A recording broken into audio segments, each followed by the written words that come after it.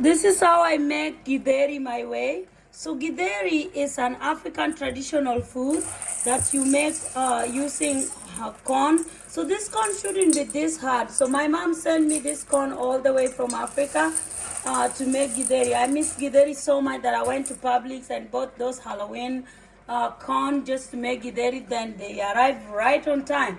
So you made, it's a mixture of beans. This is pinto beans, and this is hard corn, and then this is nuts.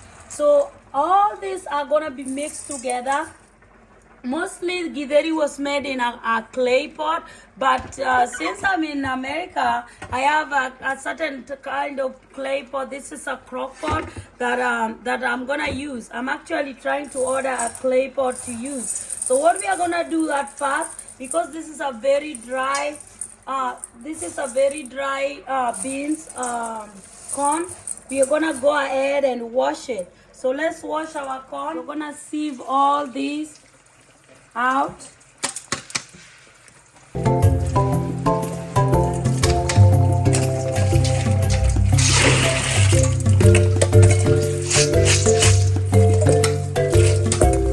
Sieve everything out and just wash it, and then dry it like that.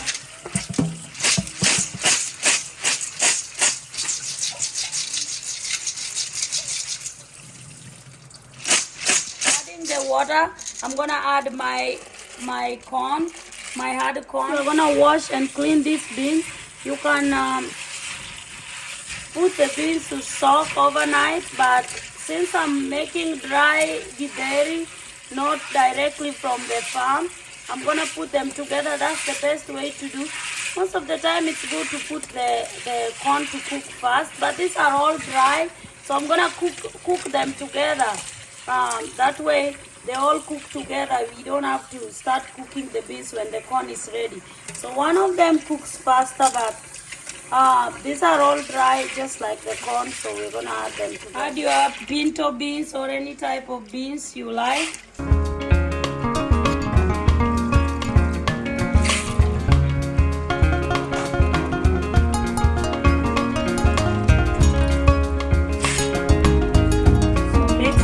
Together so that they are all mixed in.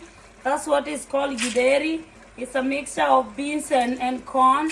And this type of corn is what I haven't found in the United States. It's a very hard type of corn, and it's not easy to find here.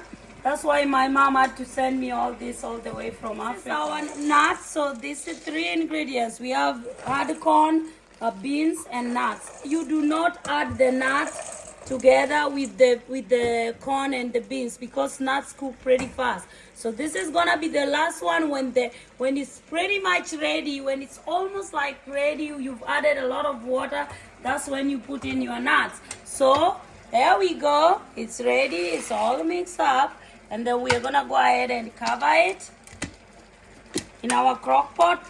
This would be a traditional clay pot cooking, but this now is our crock pot where we cook it.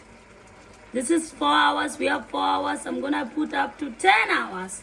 So 10 hours is what our beans is cooking at. I'll take hot water and add in my crock pot, because I don't just like the way crock pot takes forever to start cooking. After 2 hours and a half, I'm gonna start turning it so it cooks from the inside out too. Put the others that are up to go down.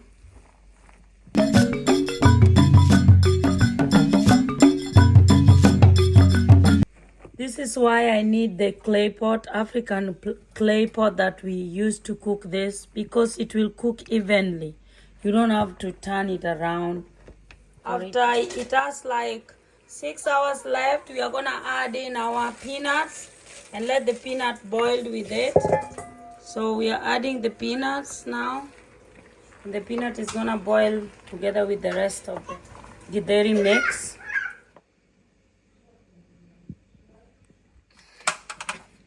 So it's ready. It didn't cook for 10 hours. It cooked for a few hours, and the crock pot did its magic and it's ready.